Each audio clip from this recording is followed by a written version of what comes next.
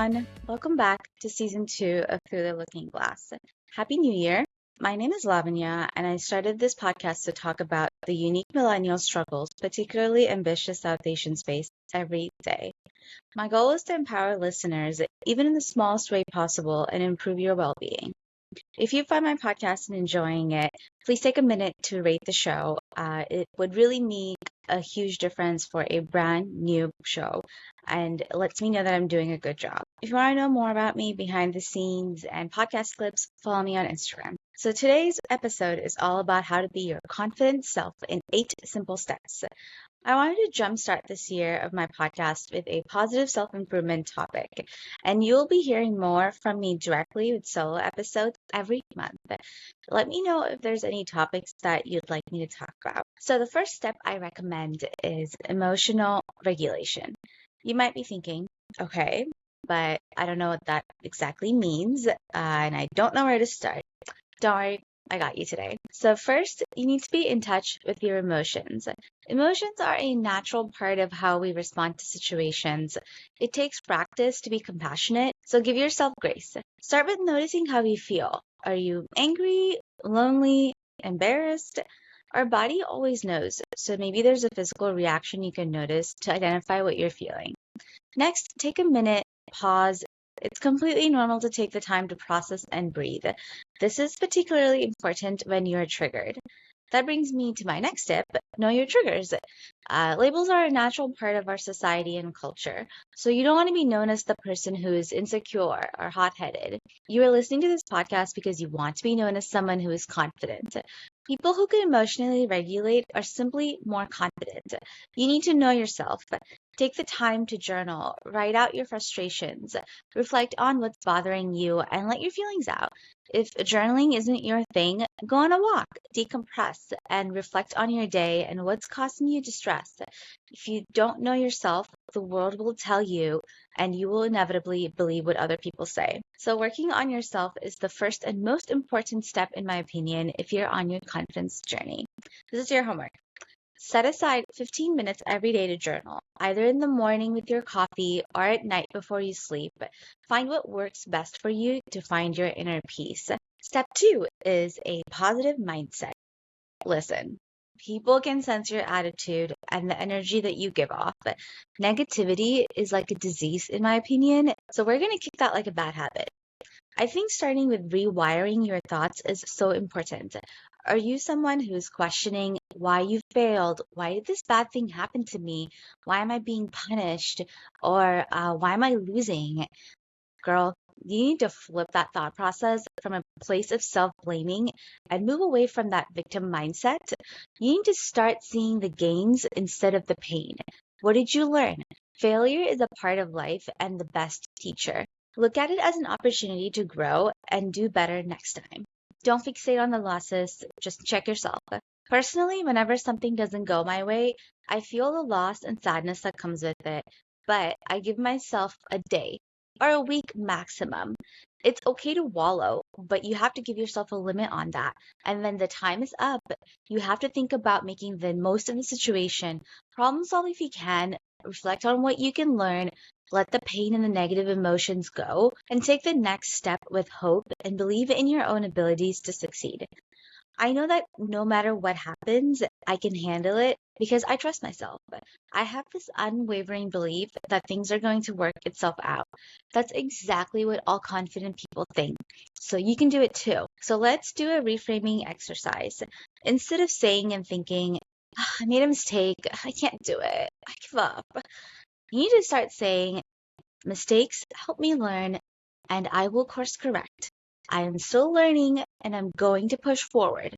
If there's one thing you want to take away from this podcast, work on reframing your mindset to be positive. On to step 3 of your confidence journey. It's all about tackling self-talk. What you say to yourself matters. This is a deeply rooted struggle for some people, so I want to emphasize the impact of words and terminology in our lives. Especially if you are an overachiever perfectionist, I think you tend to be so much harder on yourself. It may seem trivial, but negative self-talk is so damaging to your self-esteem. Even small things like calling ourselves ugly, fat, stupid It's a big no-no. You are not stupid, you are human, you are allowed to be imperfect and honor your body's needs. Confident girls would never talk to themselves like that. They tell themselves they're beautiful, amazing, and act like they're the best thing to walk on planet Earth. Demeaning yourself can affect your psychological state of mind. Even if it's a joke, still don't do it. Don't talk down to yourself, and it's honestly unattractive in my opinion. If you don't love yourself and respect yourself, how could you expect other people to? I want you to repeat these affirmations. Write it out every day if you need to until it sinks in. I am worthy of love and respect. I am whole. I accept who I am. Being kind to yourself is so important. Take this as a reminder from me to you to be nice to yourself, which brings me to people who are not nice to you. So let's talk about negative people and what's that doing to your confidence. I personally have a lot to say about negative people. I struggled a lot with bad energy and people who wanted to bring down my vibration. So trust me, I have been there, and I would rather hang out with myself than with negative, insecure people. First stop on your recovery path from negativity is identification. Do you have a friend who's always complaining, always pointing out the negative in something? Do they make seemingly harmless yet demeaning comments about your appearance or body? The reddest of the red flags is if they always have something bad to say about other people. This is someone who's always glass half empty mindset and often plays the victim. It's likely rooted in a deep insecurity, and it is not a reflection of you as a person. But remember, it's just not your job to fix that person. So the best thing that you can do is focus on your peace. You have the control over your environment. It's a choice, and you need to start assessing your inner circle. To clarify, everyone has bad days and bad moments with self doubt.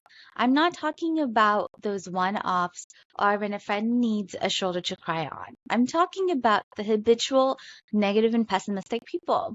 I'm sure we can all think about a few people in our lives who are like that. If you are not sure, just think about how you feel after spending time with them, energized or drained. Negative people are like energy vampires, so you will know. The solution: cut them out of your life if you can help it, or at the least, minimize your interaction with that person. Of course, some people are intertwined with our social circles, and maybe they're your coworkers, so it's not always practical to cut people off. But just think on this. You are the average of the five people you surround yourself with. So stop making excuses for other people's shortfallings. I'm here to be your rude awakening. You need to protect your energy, and confident girls simply do not put up with people who bring their energy down. Step 5 is related to step 4: how confident people deal with jealousy.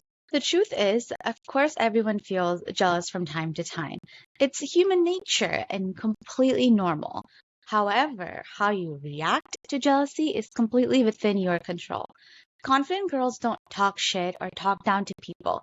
They are humble and they can be a cheerleader to themselves and everyone around them. They are not afraid to congratulate people on their success, and they genuinely want people to thrive. The scarcity mindset of only I can be at the top and I need to bring down everyone who is my competition is so 1995. Let's not pit women against each other. It's 2024. It's time to break free, ladies.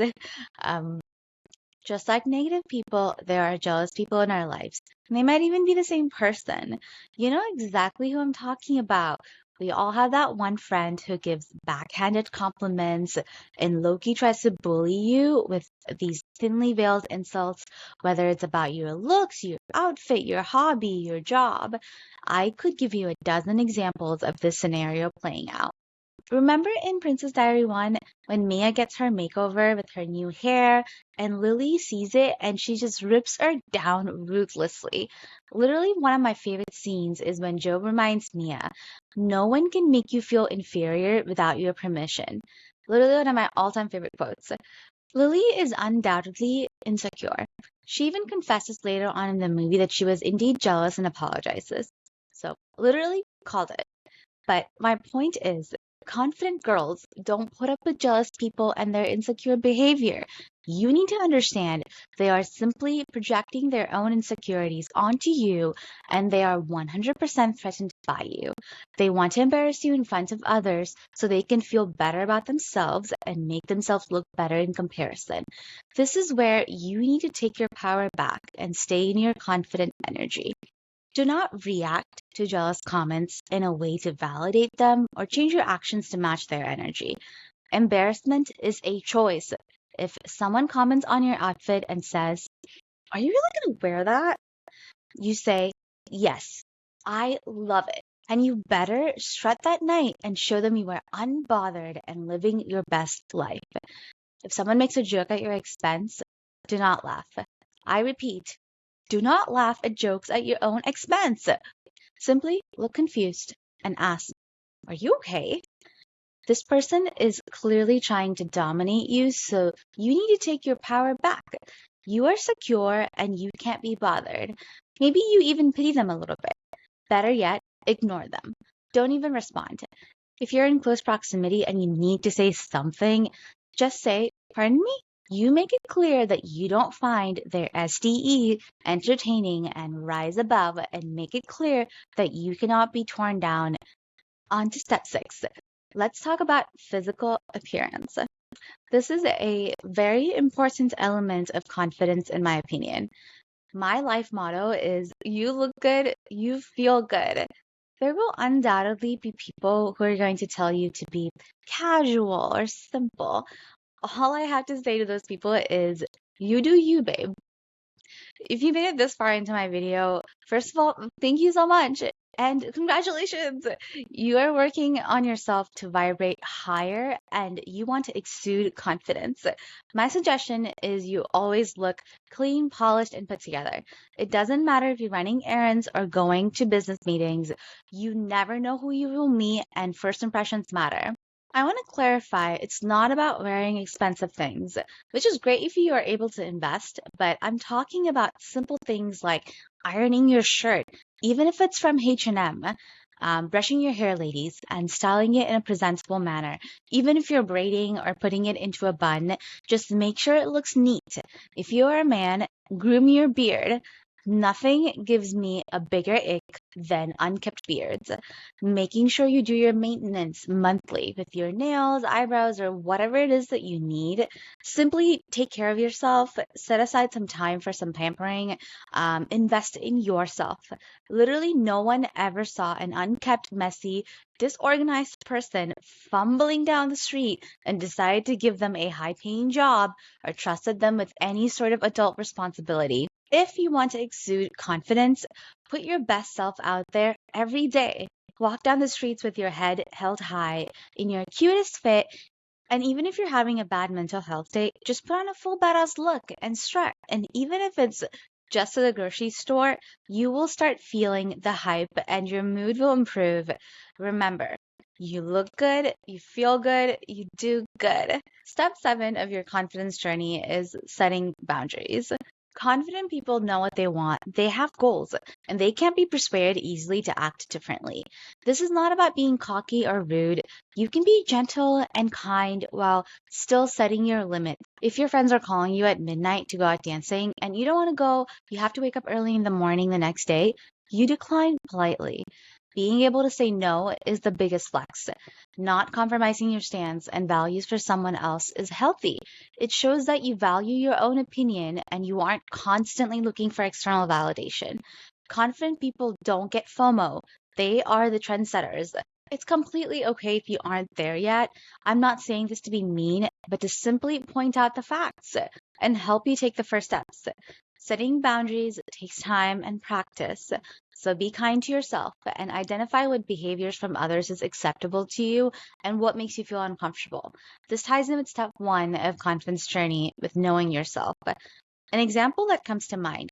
My sister hates sharing food. It really bothers her when people take her snacks at school or whatever. She would simply say, "Please don't take my food without my permission." On the flip side, if you have no limits, you may let someone take your food even though you don't want that. You secretly end up resenting others and suppressing your own needs. It may stem from people pleasing tendencies as well, but honoring your needs and boundaries is so important for your self esteem. Be selfish and say no. There's often a negative connotation to being selfish, especially in the South Asian community, but it's about respecting your own needs as long as you're not harming anyone else in the process. The final stage of being confident is authenticity, being true to yourself. It can be a rare quality to witness sometimes because we live in a world of copiers and being the same as everyone else is encouraged. Confident people break out of the expected norm in the best way and thrive in their individuality. They don't care about fitting in with the crowd. Often they're ones that don't have a lot of friends. So just remember, quality is better than quantity when it comes to friends in your life. Refer back to step 4 and 5 from today's video with negative, jealous people. It's important to hand pick your inner circle. Confident people set the tone in their life, the way they share themselves to the world around them and how they treat others. That's why being authentic is a trait that sets you apart. It means you can fully show up with your unique personality and you are sincere in your words. An inauthentic person may supposedly say something nice to you, but immediately turn to the next person and say something bad about you. We've all been there with someone talking about us behind our back. It doesn't even have to be with something bad necessarily, but people who gossip have no boundaries or loyalty.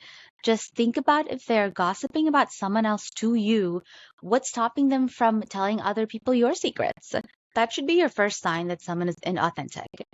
You will never see a confident, authentic girl talk ill about anyone else in any circumstance, and they always speak with integrity.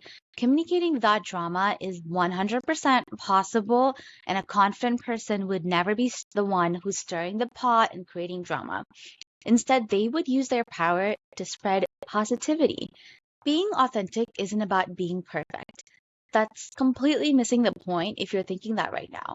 What I'm saying is you do your best at any given time and you avoid judgment.